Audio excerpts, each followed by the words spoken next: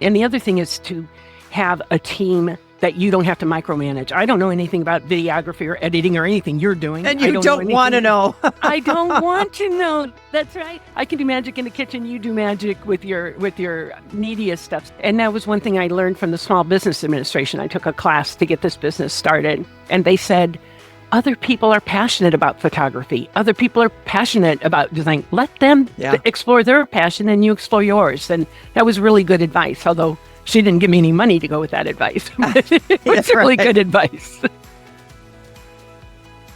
Well, hi there, and welcome to Side Hustle Hero, the show that inspires action and helps you to turn your side hustle into a thriving income stream. I'm your host, Joan Posivy. Debra Erickson lost her vision, but definitely not her drive. And what started as a 9-month side hustle has turned into a full-time venture called The Blind Kitchen. Debra sells adaptive tools and provides helpful strategies and specialized knowledge to blind and vision-impaired people who want to cook safely, confidently, and independently. She didn't let not being able to see stop her from going to a regular culinary school. She didn't let tech challenges stop her from building an accessible website. And she didn't let doubt stop her from taking that leap. I found Debra and her story really inspiring. She's one of those genuine people that you meet who are truly trying to make a difference in people's lives. And along the way, you'll discover that the business lessons that she shares, they apply to anyone building a business. So whether you're juggling a 9-to-5, trying to figure out your first side hustle product, or wondering if you have what it takes, I think you'll leave the episode thinking, if she can do it, I can too.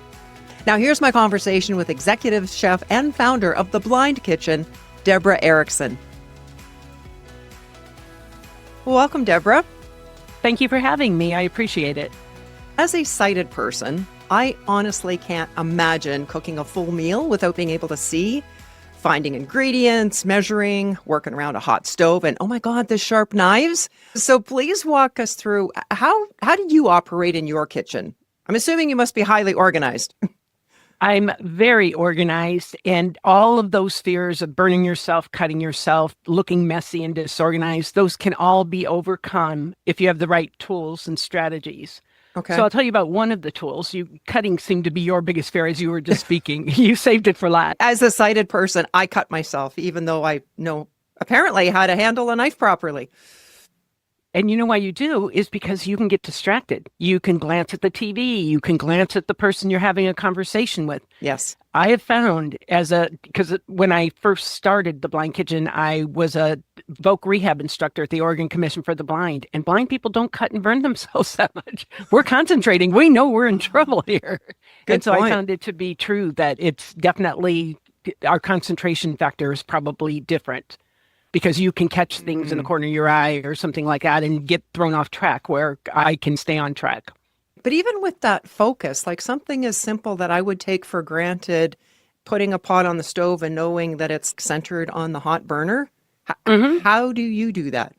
Good question. It's one of the most asked questions from blind people that attend my webinars and stuff like that. Okay. The way you do it, I'll go quickly with it. There's a video on the website that explains it in excruciating detail. But what you do is, and this works on a gas stove or an electric coil or even a glass top stove, same principle. Okay. You got to make sure that your pot is bigger than the burner. That's just safety, because if your pan is small in your burner, the heat can come up around it. So yes, you have to have the right size pan for the burner.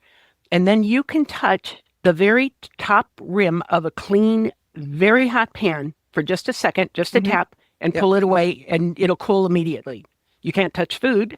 You can't touch hot water, or because the food will come back with your finger and continue to burn you. But if you're just touching the top rim of the pan as you go, you'll notice that it's hot.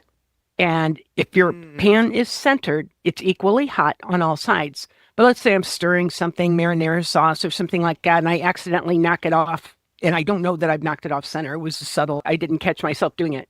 Okay. Now when I go around, let's say I'm at 2 o'clock, I'm checking at 4 o'clock on the round pan there, I'm checking at 8 o'clock, and now at 10 o'clock, it's significantly hotter.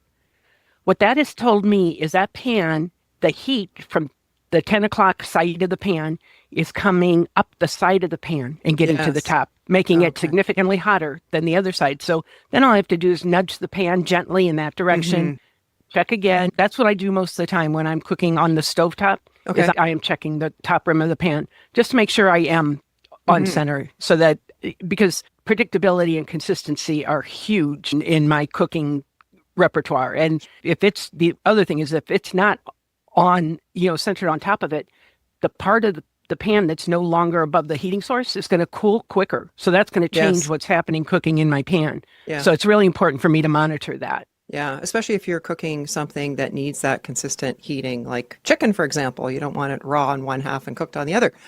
Unless you don't want to go through a divorce, you could just kill him. No, I love my husband. How long have you two been together? It'll be 20 years on Valentine's Day. Oh my Yeah, God. On so- Valentine's Day, really? Oh, We nice. did. We got married in Kauai on a Wednesday on Valentine's Day. Well, you offer us a really unique position, Deborah, because I understand you weren't born with a visual impairment. Is that correct? That is true. I wasn't diagnosed till I was 28, although when we look back through the doctor's notes, there were signs at 17 that I had decreased peripheral vision. And then I have retinitis pigmentosa and very little vision in one eye only, mostly just contrast. If the lighting is right, I can see cloudy things. But I'm one of 12 kids from Indiana. There was no history of blindness on either side of the family, but my parents were recessive gene carriers. So there's a 1 in 4 chance that when they had a child, that the disease would express itself. And myself and my 2 brothers also have this disease. So I was diagnosed at 28, but I lost most of it in my mid-50s. That's when I had to start using a cane and learning Braille and how to use my phone and my computer, just using a keyboard. That's when the world changed for me, when I was no longer considered sighted. I was definitely blind, was my adjective that I was hesitant to pick up, but Yes. I had to. Well, your full-time work was in a teaching capacity, was it? Yes. Before I lost my vision, I taught professional writing at San Jose State, and I taught mediation at Oregon Health and Science University, and I loved teaching adults. So when my vision loss really went down, I decided that I knew I wanted to teach adults, but I didn't know what. And so I was in a meal prep class at the Oregon Commission for the Blind, and I was enjoying the class. This is nice, the camaraderie, I'm learning stuff. And so I thought, this is what I'd like to teach. Okay, so yeah, at that point you were a student. I was a student. That's right. That's right. Learning these new tools and procedures to cope with what you were going through. Exactly right. Okay. So, All right. and so then I went to do some research on how do you teach cooking. There's Cooking 101 for Dummies, all that kind of stuff. And I realized it was super complex. So the Oregon Commission for the Blind supported me going to culinary school, because that's where you learn how to teach cooking. You go to cooking school. Okay. And they had a beautiful, somebody had thought this all out. I'm glad I didn't waste my time doing it, because somebody had already done a wonderful job at it. Yeah. And so that's where I had to learn to solve a lot of problems in culinary school that I didn't learn at the Commission for the Blind. They were more advanced and related to commercial kitchens, not home cooking. Was this school focused on people with visual impairment learning to cook? No, I was the first and only blind student that ever attended. So I was with a bunch of other sighties, as a woman in Ireland who interviewed me called. I thought that was adorable. Anyway, they were significantly younger than me. The youngest was 16, and most of them were in their early 20s or just out of high school. Wow. It was a big age difference too. Was there not some of the teachers or administrators that said, we can't do this, we can't accommodate you, or push back? And part of it, I'm thinking liability on their part. It's a reasonable Yeah. expectation, but they receive government funding. And if you're going to a non-private school, they can't deny me. Now, if I'm getting hurt or if I'm dangerous or something's impossible, if I want, go Yes. in airplane school, they're not going to send me there, at least not yet. It could happen in the future. Technology is pretty amazing. But I demonstrated that I could operate safely. Now the one caveat is I'm slower than other people. I have to think and do. I can't just Sure. drop a tool down and then glance at it and grab it. I've got to be thoughtful about it or it's gone. I was held to the same standards as the other students, and the standard I consistently did not meet, there was only one of them, was Yes. finishing on time. Speed. Yeah, that's understandable. But that was okay. They say if you can't finish on time, finish strong. And I wasn't the only one that didn't finish all of the practicals. I was the only one that never finished a practical on time. But there were other students that struggled with time too. How long was the course and you graduated? Yes, it was a year long and I graduated. I already had a master's degree, so I decided not to go for the associate's degree. And then I knew I just wanted to go back to the Oregon Commission for the Blind and teach. That was what I wanted to do. So I got the skills I needed to be able to do that. Okay. Tell us about that light bulb moment when you realized that others could benefit from what you were discovering. So people struggled when I graduated in June of 2019 and went right to work at the commission. And people's fears were so strong around cooking. And some of them were cultural. Different cultures men have certain roles and women have certain roles. So here I'm teaching a young male just out of high school who's never been allowed in the kitchen. You'll burn yourself, you'll cut yourself. It's a dangerous place. So there really was a place. And even when you opened this conversation, you can get cut, you can get burnt. There's so many things that could go wrong. And it's true. But I realized that as I was teaching these people and had been taught myself, there are ways to mediate these problems. You can cut safely. You can center that pan on the stove. There are ways to be able to do it without even having a drop of sight. Right. Huh. And people need to eat. That's right. Yeah. Yes. The thing. You found a way. How did you turn that idea into a side hustle business? I graduated in June of 2019, and then COVID hit in March of 2020. Oh, man. So no one knew how to manage it. Could you be in the same room with someone else?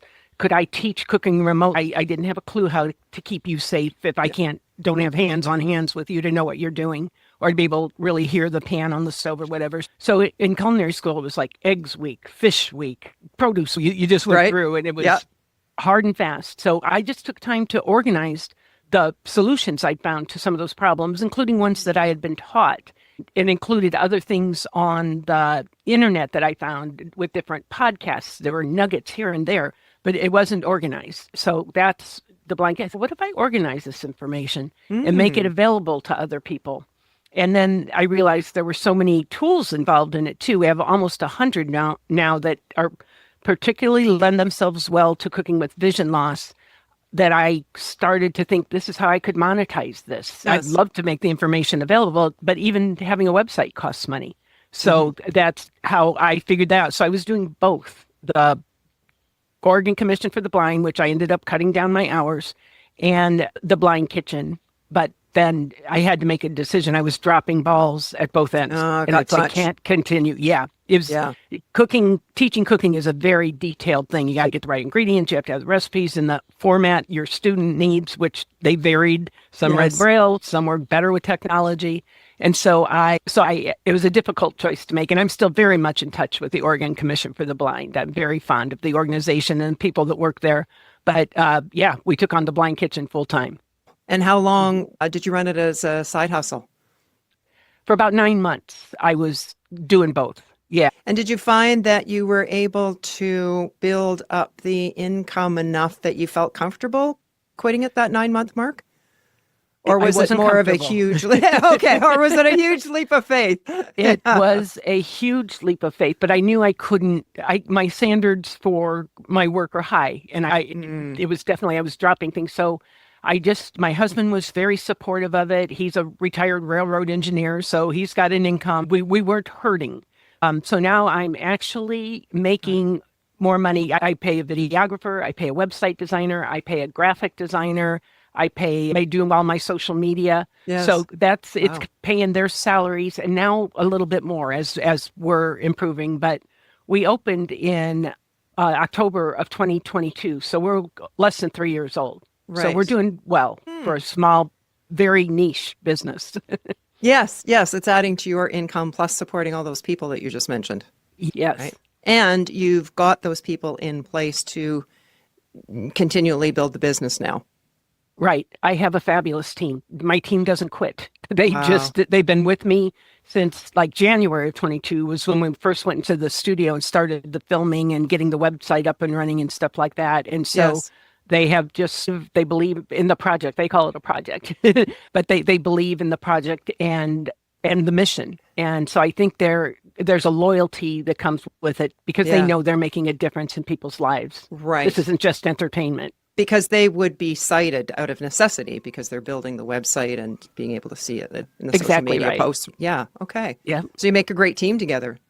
We do. That's crucial. That is absolutely crucial. And the other thing is to have a team that you don't have to micromanage. I don't know anything about videography or editing or anything you're doing. And you don't want to know. I don't want to know. That's right. I can do magic in the kitchen. You do magic with your neediest stuff. And that was one thing I learned from the Small Business Administration. I took a class to get this business started. And they said, other people are passionate about photography. Other people are passionate about design. Let them explore their passion and you explore yours. And that was really good advice, although she didn't give me any money to go with that advice. It was really good advice. Yes, yeah. Delegating certainly was one of the first challenges that I came across. Mm-hmm. And it's so lovely when you start to do that and through learning how, do it properly, and you end up with that person that's a good match. And then they end up running with the idea or whatever the concept that you need. And then they end up doing it way better. I certainly found that. I wouldn't have never thought of that. That's wonderful. Okay. No, because you're exactly true. To your point, these people are passionate about what they're doing. And like my website designer, she goes to a conference every year to learn more about accessibility on the websites. And so many of our users have vision loss, and they're using screen readers and magnifiers and different kinds of software to help increase their ability to see, or in my case, I hear what's going on my screen. And so she just gets better and better at what she does. And it makes her more marketable for other website people that want accessible websites. And she's probably one of those people who is a lifelong learner, so probably takes great joy in just discovering all these things too. Yes, that's not my requirement. She doesn't charge me. This is her passion, and she's increasing her own talents and skills. Yeah. Just as a little side note here to our side hustle listeners, because they're typically working full time, is I've always said, if your employer offers to pay all of it or even part of a training, you can dive in, do it, consider that a bonus. But if there's a course that you feel that you need to take or want to take, pay for it. Find the means if you feel that it's important, because that learning, that knowledge that you're picking up is yours forever. Once you leave there at some point, you take that with you. And I always consider it a bonus if my employer paid for part or all of something in terms of a course or a seminar. That's important. All of my work, I was a recreation therapist, I was a teacher, has led me. Nothing was by chance. I didn't know where it was going to lead me. But the other thing about education is expensive, and your time is worth money. Yes. But you're exactly right. If you can do something to help boost your skill level or boost your knowledge, do everything you can. That's only going to make you more marketable and better at whatever business you're trying to achieve here on the side. Absolutely. What was your first product or offering? Do you remember? So we started offering, I thought I'd be selling collections of these tools to agencies and organizations that work with people with vision loss to teach them how to cook. And it didn't end up going that way. Okay. So there were 15 tools in the cutting and chopping collection that had to do with keeping you safe and being able to be slicing guides, being able to have controlled, attractive outcomes. And people say, I don't want those other 14. All I want is that cut glove. Okay, we'll put that on the shelf. Okay. And now I do sell occasions. We have a cooking instructor collection. We have a pie maker collection. We have a grilling and barbecuing collection. Right. What I thought would sell was not the highest demand. It was the individual items. So that required us going back and making videos for each item, audio described that tells what it is, why it's blind friendly, and how to use and care for it. So this has been a lot of work. We have, I think, 120 or so videos on the website right now that are all audio described. So if you can't see what's going on, and I'm not talking because I have to concentrate because I usually talk my way through them, then we hired a professional voice. So now Debra's turned her back towards the camera. She's moving towards the stove. I see. And so people know exactly what's going on. Oh. Well, with that over 100 different products that you now offer, what was your experience in finding suppliers? Is it like a multitude of ones that you're dealing with or just one a distributor? How does that work for you? Yeah, it's a multitude. And I'll give you an example of how I did this. So I'm looking for the most blind-friendly version. There may be a more efficient version, but it's dangerous to us. Okay. So one thing I have is an avocado slicer. Avocado wounds are very common ER visits. Meryl Streep even had to go get surgery on her hand when she cut through an avocado the wrong way. So I probably ordered 15 avocado tools, and some of them looked like torture instruments. They all had different things. But when you're cooking with vision loss, one of the common tenets of the blind kitchen is that I want my hands to be as close to the food as I can without being in the food, because I'm getting more information. So the one we chose that doesn't have a handle, because if I'm holding a handle, it's going to put me further away from where the blade is happening or the action, whatever that blade looks like. Mm-hmm. So this one looks more like a triangle. It's like a shoehorn made of stainless steel, and it has a zigzag edge that serrated that is sharp enough to cut through the skin of the avocado, but not cut my skin. Oh. And then it's got at the top of the triangle, it's got bigger jagged teeth. Again, Yes. Not sharp enough to cut my finger, but that can get right underneath the seed real easy. And then on the third side of it, it's slightly curved, and that gets between the skin and the meat of the avocado just beautifully. You don't have pulls it right out. So that followed a lot of the rules. One is that it can do its work to fabricate that avocado without cutting my skin.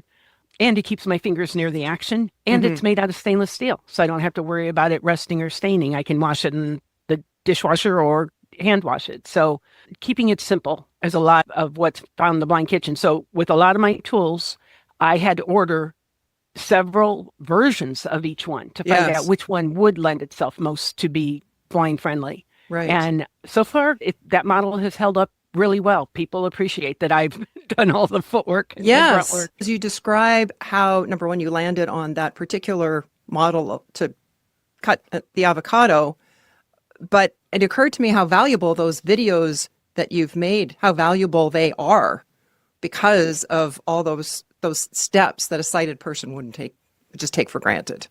You're exactly right. Yeah. Yep. Wow. Do you carry the inventory? We do. We have a rental property, a commercial rental property. We rent a suite out of a building, and that's where we build the orders in one room, and then all the packaging and shipping is done in the other room. So my husband and my son are my helpers right now. It's a family business. I would imagine. So you've got the cost of carrying the inventory, but your cost per unit, your wholesale cost is probably lower because you're taking on that risk. You're buying in bulk. Is that exactly right? Exactly right. When I found that tool that worked, I got it from one source, but then I had help I paid somebody to help me find where it exists somewhere else. And then I negotiate the best deals I can, because we're a pretty small company, but sometimes it's worth buying 1,000 of something if it brings the price down. Is there something else in your experience of dealing with suppliers, distributors that you think our audience would find helpful? I think you have to be tenacious. You've just got to keep at it, because people don't return calls and stuff like that. Yeah, especially for a small business, it makes it even more difficult. They'd rather deal with the Amazons of the world or the Walmarts of the world than. So it's just to stay tenacious. And I play the blind card.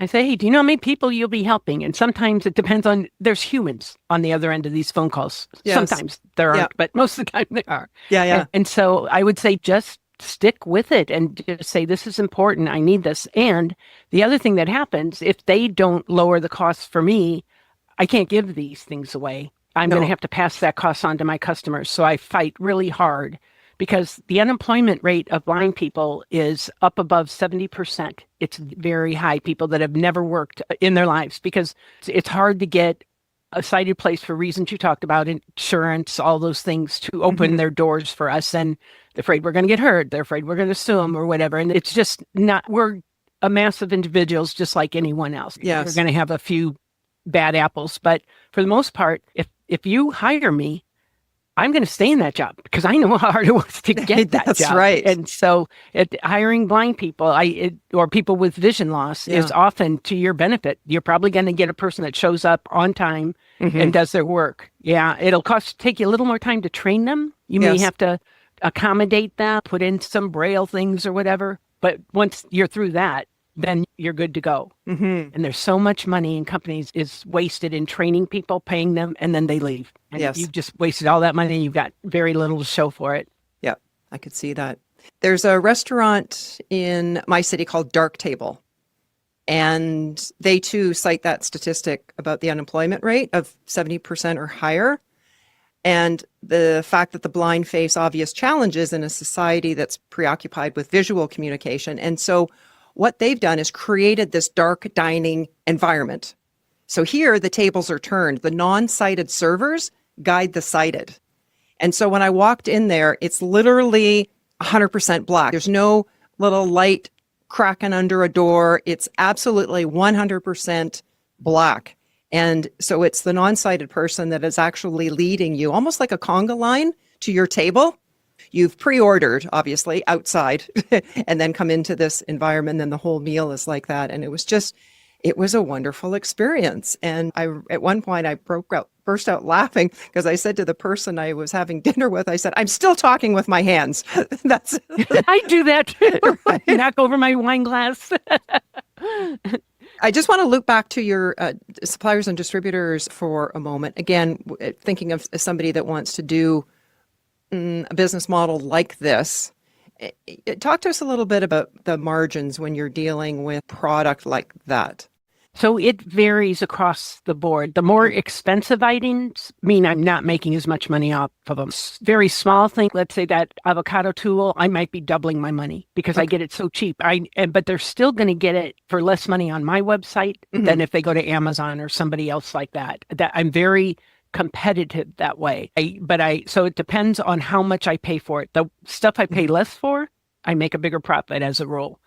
Because there's also a truth to putting something on the website. Let's say all I want to do is double my money. So let's say I get that avocado slice. I'm going to make up a number for $2. And so if I say, okay, I want double my money, I'm going to sell it for $4.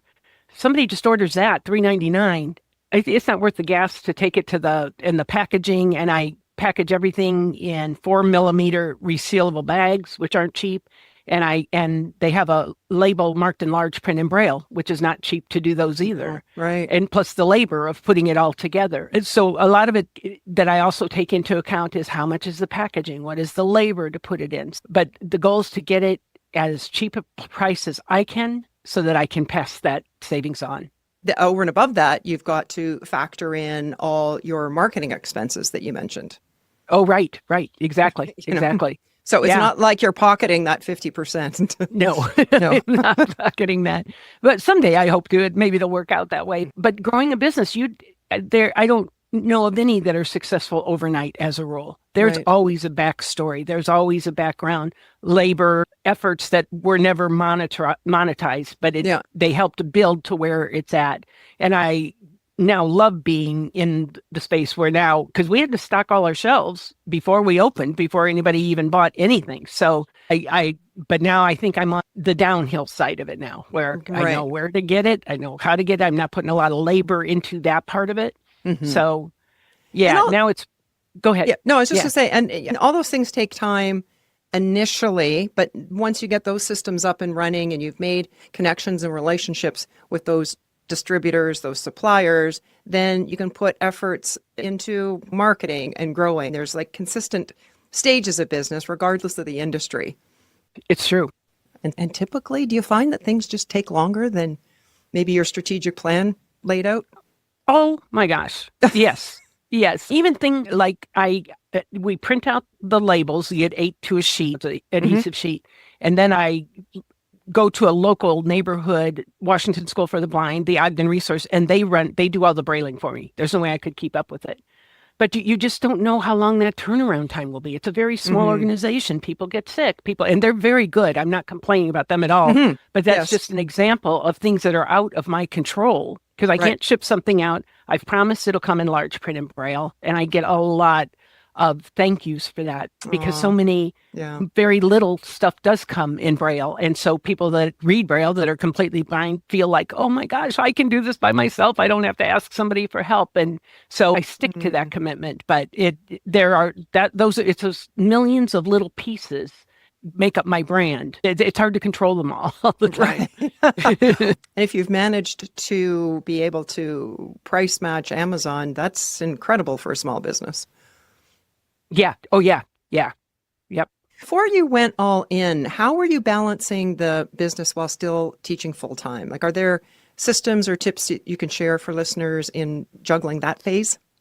Yeah, I remember this because I still have one of them, but I had two to-do lists on my computer, one for the teaching and one for the business. And whenever a thought would come into my head, even if I was working on maybe a curriculum for a student or goals and objectives, and it had something to do with the business, I'd just bounce right into that sheet, put it down, and I could park it. And Nice. then it was down there, because I just can't keep all this stuff in my mind. I just couldn't do them. That was my one strategy, is to have an open list, however you do it, a whiteboard, notebook. I do mine on my computer. Some people could use their phone. Just when a thought comes into your head, park it, because it'll be gone Yeah, until capture you it. need it immediately. Yeah. Yeah. Yeah. That's awesome. When that great idea comes to mind, oftentimes it's not the thing that you're working on right now. It's something that's been percolating in the back. So you got to Right. catch it, or it could potentially be gone. Yeah. Yeah, or it's just tangentially related, not really related, but it reminded you of this other Yes. thought that you had. Absolutely. Yeah. How are people finding the Blind Kitchen today? A lot of them go on, just do a Google search. We're way on top of the SEOs because Okay. we're so unique. And we use the word blind, vision impaired, sight lost in a lot of our titles. So whatever you call it, we're trying to help make sure those keywords show that you're searching under. And the other is word of mouth. A Okay. lot of word of mouth. Blinded Veterans Association is a big fan of the Blind Kitchen, as I'm a big fan of theirs. I was Yes. just in Dallas. I did a session for them at the conference. And so one of their listeners found me, and it was like all of a sudden their whole organization knows about it. And I've done a Yes. couple of webinars for them. Love it. Love it. So Lovely. a lot of it is word of mouth, because the blind community is not that big. It really isn't. It's Okay. a small 25% of adults are formally considered disabled in the United States, and like 2% of them are blind or visually impaired. So we're a relatively small portion of the disabled population. But a lot of people don't identify as blind or visually impaired. It may say grandpa used to do all the grilling, but he can't see as well in the dark anymore, or it's hard of hearing, Right. age-related things. So Yes. that's the other place we're starting to get business, are people that wouldn't go to a training, wouldn't identify as such, but could benefit from the tools we sell. Particularly if it is the son or the daughter or the niece or the nephew or the grandchild that recognizes that and ends up buying that gift. That's right, because the baby boomers are aging. Mhm. Vision loss is often associated with aging, macular degeneration. It does affect a significant portion of aging people. And those people, many of them, don't do Google searches. And they certainly aren't going to be able to do it if they don't know how to use a screen reader or whatever. Yeah. It's their children that are saying, Dad looks depressed, or Yes. Mom looks depressed. She used to be in the kitchen. And then I loved watching her. How can we get her back in the kitchen? And they're the ones that are finding me. So it's a cool thing. Yes. Yep. And what are you doing for outreach in terms of your marketing? How are you reaching out to people? Are you like strategically looking at organizations, or? Social media is the way we've got to go. And in complete disclosure, I don't do social media. Mhm. I don't enjoy it. That's not my thing. In fact, I'm of the generation where you didn't brag about yourself. It was considered in bad form. And with social media, you got to brag about yourself. Yes. That's part of the thing. But I have people that help me with that. And strategically, a lot of the video tutorials I did were like 8 to 10 minutes. It's a long time. You get about 4 seconds of people's undivided attention now.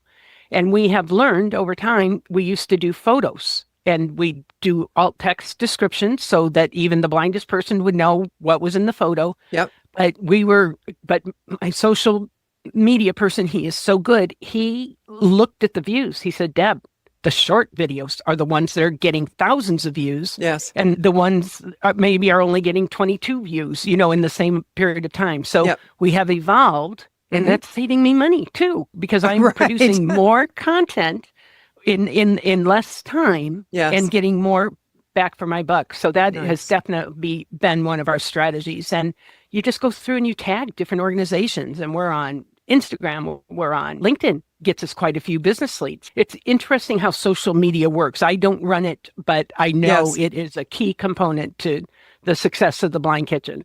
Okay. And you know what another piece of the success, I believe, is how whoever did the copy of your website, because it's clear that technically you're selling adaptive kitchen tools, but it's clear that what you're really selling is freedom, independence, confidence. And that's very clear, I found, by the writing. Was that you, or was that something else that... So I do most of the writing. Thank you for that compliment. I appreciate it. But I have to give a lot of kudos to my web designer. And the other thing I say is, like, selling the tools is the bread and butter of the Blind Kitchen. That's how we generate an income, or public speaking or seminars or workshops. But the other part of the Blind Kitchen is the library, and that's the heart of the Blind Kitchen, because there's so much free information there that doesn't involve this selling. So I'll give you an example of one of those that sighted people say, oh my gosh, I'm going to start doing that. And it's the first thing I do when I go to cook is I run a couple of inches of soapy water in my sink. And the reason I do that is because if I'm cracking eggs, or maybe I'm seasoning chicken, we talked a little bit about, now my fingers are covered with that. And if I have to touch the counter to find the water control, to find the faucet, to find the soap, I've got to go back and decontaminate all those areas. But if I have a couple of inches of soapy water waiting for me, I can use the backs of my hands or my forearms to just find that sink and plunge them. And now I can touch anything I want. Soap is going to be my worst contaminant at that point. And plus that helps with cleanup. If I get done with an item, a measuring cup or spoon or something like that, I can just drop that in the sink and let it get started. So there are tips like that are helpful for any cook that's out there. And that all that information is free too. And there's a lot more blogs and videos related to things like that. Like when I was telling you about how to center a pot on the stove, that's a video on the website. That I'm not selling anything to anybody. I'm just doing a lesson for them, a tutorial. This is how you can do it, because it's a very common question. And you could, your social media person could do a 15-second reel about that video that is dramatic and to the point. And if they want to learn more, then there's a 7-8-minute video, right? You're exactly right. You're exactly right. Well, what was your biggest challenge in getting the Blind Kitchen to launch? For sure, it was internet access and computer access. There are so many websites that are not. So I listen and it tells me it's a header, or it's a button, or it's an image, or it's a link. So like when I was looking at the email for this, I waited until I heard link, and then I listened to what that link was, and I knew it was a Zoom link. So I'm like, okay, I just press enter on this and I can get into it. A lot of them will just say button. I don't know if I'm adding to my cart, subtracting from my cart, paying for it, going back to shopping. They don't. It wouldn't take that much for them to say, instead of saying button, submit button, go back button, add to cart button. It wouldn't take that much to make that happen. And you can actually use Chat GPT and say, is my website accessible? And then give them the website. It'll tell you if your website's accessible or not. And then you can ask it further questions. How can I make it accessible? Interesting. Yes. Yes. Okay. Note to self. All right. I know how long it takes me to research things, and all the things that you would have to compile and decisions to be made. That's going to take so many multiple times more because of how you just described having to navigate the website. Wow. But in full disclosure, and I need to put this out, there are services out there called visual interpretation services. And what they do is I call them, it's a very blind-friendly user interface, and I call them using my smartphone, and now they can look through my camera on my phone and tell me what I need to know. And so one of them is all volunteers. In fact, they have more volunteers than they have blind users for this company. People want to help. It's a theme. And so I can call them, but they're not bonded. I don't know who they are. I'm not going to show them my financial information, even though I'm very grateful to them. That would just be irresponsible. Right. But there's another company called IRA, and this is the one that helps me. So I pay a subscription. Part of it's free, part of it's a subscription. But they can actually, when I pull up a certain team viewer on my computer, I can hold my phone up, they can snap a picture and remote into my computer, and they can fill out the forms using their keyboard wherever they're at. So when I get to a vendor form or an IRS form that I can't begin, that it's just not giving me any information, it'll say blank page. I know it's not a blank page because somebody sent it to me, or it's just an image. And so they're smart and they're bonded and they really can help problem solve. So if they don't know something about my marketing strategy or a certain program my computer uses, they have another computer right there where they can Google it to try and find out how do you do that? How do you change your virtual background in Riverkeeper or whatever? They're very smart. I'm glad you mentioned the name of the organization too, because I could see that being ripe for scammers to get involved in. Oh, good point. Good point. So that was in launching. What's been your biggest challenge in growing it? Finding consistent help. I think other people will be able to relate to that. Yeah. People have their lives. And when I'm talking help, it's packaging and shipping. My son just moved here about 6 weeks ago, so I'm hoping he'll hang around. He'll stay in the will if he does. Are you listening, dear son? Exactly.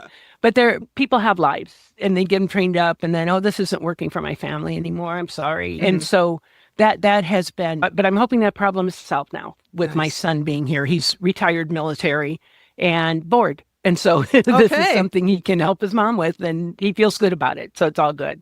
This is a related question then. What keeps you motivated, especially during those hard days? Yeah. And there are those hard days without a doubt. When I find myself unmotivated and what that looks like for me, and it looks like for different things for different people, like maybe I need to do an inventory or maybe I need to fill out a form. And I find myself walking into the kitchen or walking upstairs or making a phone call to a friend where I'm not doing the work I'm supposed to do. First of all, I notice it and I say, you're procrastinating. That you did not need to go in the kitchen that minute. And so then I notice it and then I do at least one thing. And once you do one thing, then the other thing hop into place. It's like, I better do this while I'm here now. Might as well return this phone call. I'm here now. And so I've got that infamous to-do list all the time up there. So that's how I do it. First, I notice that I'm not motivated, I'm procrastinating, and then I do one thing. And it almost always leads to another. Yes. So that key for you really is that self-awareness. Yes, exactly. What's the major thing you're focused on in your business right now?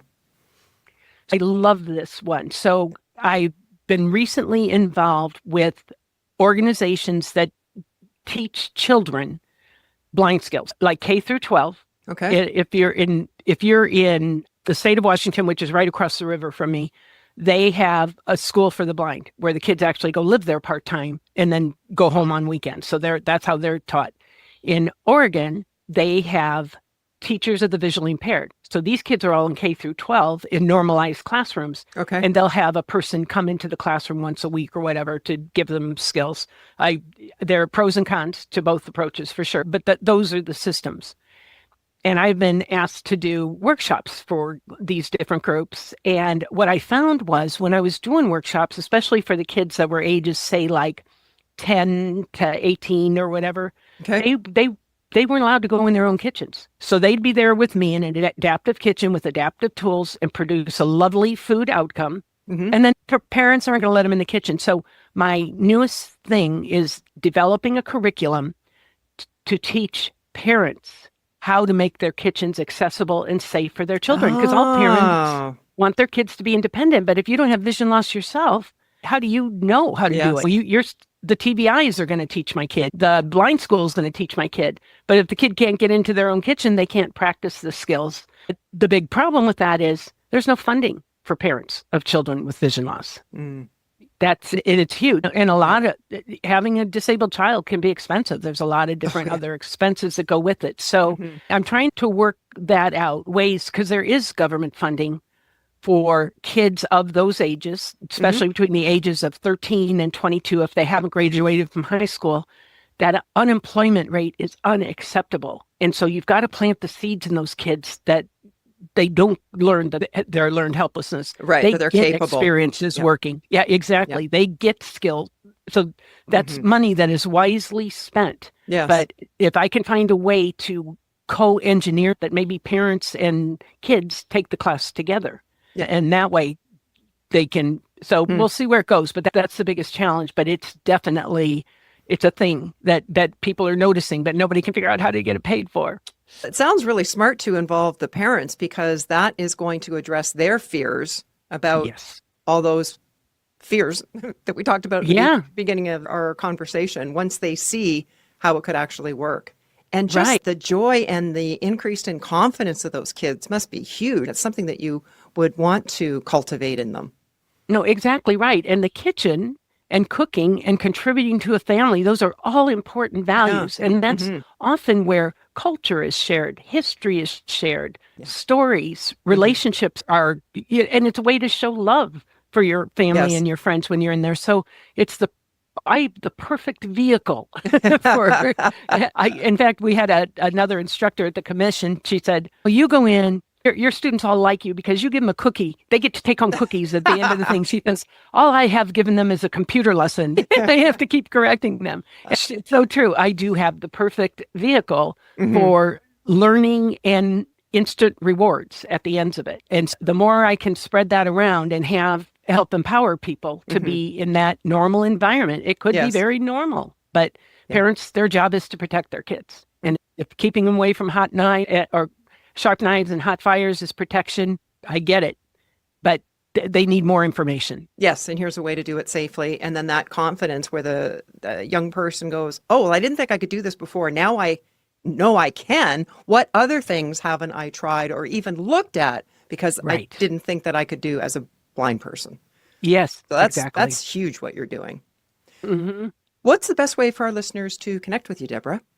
So you can go to theblindkitchen.com. That's the website that has all the library and the tools, but don't just do Blind Kitchen. Put the word "the" in it, because that's a show in Boston where they blindfold local chefs that can see perfectly well and give them cooking challenges. So I have mixed thoughts on it, but we won't go there. So it's theblindkitchen.com, and we are on Facebook at The Blind Kitchen and Instagram, The Blind Kitchen 1, and we have a YouTube channel too. So we've got quite a bit of stuff going on, and we're have a lot of content that we try to keep alive and well and fresh in people's minds. And we'll definitely drop links in the show notes to all those sites. I appreciate that. Thank you. Yeah. And we will definitely show this podcast and excerpts of it on our website as well, because we really appreciate you giving us this platform to be able to talk to people who might not look into blind cooking or have even thought of it. So thank you for this opportunity. I appreciate it. My pleasure, Debra. What's your best tip to inspire others to start or grow their side hustle dream? So we're going to go back into a cooking analogy. So of course we are. I would say, I'll answer your question with a question. What's the best way to eat an elephant? Peter's going to kill me, but what's the best way to eat an elephant? I've never eaten an elephant, by the way. One bite at a time. Right. So even if something looks big and huge and insurmountable, and that I just do it one, and it's kind of do the one thing when you're procrastinating, just break it into and a lot of people say, oh, break it into manageable pieces, day one, week one, goal one. I just say, just do one thing. And then you can look back and I did that. I didn't just sit there paralyzed by the sheer hugeness of it all. And that is exactly the way the Blind Kitchen was built. It was just, okay, take on one thing. Write up that article about that avocado. Write that up. Right. And then we can put it on the store shelves. But sometimes I find myself going in the kitchen or out on the back deck. Yeah. So I'd say eat that elephant one bite at a time, but please don't let any elephants die. I like elephants. Me too. Thank you so much, Debra, for joining us today and really making us more aware of the challenges faced by the visually impaired person in the kitchen, and challenges with starting a side hustle as well. That was a real, I don't know, this is a terrible pun, eye-opener for me. It works. It works. And thank you so much for being today's Side Hustle Hero. Thank you for having me. Really appreciate it. You're doing really important work here to get people motivated to make their dreams come true. So we wrapped up the interview, or so I thought, but hadn't yet hit stop on the recording. With Debra's enthusiastic agreement, I share what was originally intended as an off-camera, innocent inquiry. Was that analogy okay, the one about the open my eyes? Yeah, it's fine. People ask that. They'll say, "Nice to see you." You're right. Yeah. It'll be like, "She can't see me." It'll be like, "It's nice to see you too." Well, that's the way we talk in our society. I'll see you later. It looks like this. I try not to do it just because most people aren't sensitive to it. Yes. Vision loss, but Yeah. I try to, and that's one of the things I have to do for my person that writes up my Instagram is she'll say, "As you can plainly see, Debra is." I'm like, no, most these people can't plainly Good catch. see. That's right. One of the things that I've learned to do more and more is just be honest with people, especially when it comes to checking in about something that I'm unsure of. And I'm so glad I did in this case. That quick exchange with Debra wasn't planned, but it opened up a thoughtful moment and some added learning. It's a good reminder that caring and genuine curiosity is often well received. Well, that's a wrap for today. If our chats are sparking your entrepreneurial spirit and providing valuable insights, consider showing your support by visiting sidehustlehero.com/support. That's where you can shoot me a virtual coffee. It's a real thing and a fun way to give the show a caffeinated thumbs up. Thank you so much. In the episode description, you'll find links to connect with Debra, as well as the full show notes, which live at our website, sidehustlehero.com. And while there, be sure to grab a copy of my 28-page guide called Smart Start, From Idea to It's Live in 7 Steps. It walks you through the core things to focus on, including a checklist of 8 essentials that you need in order to launch.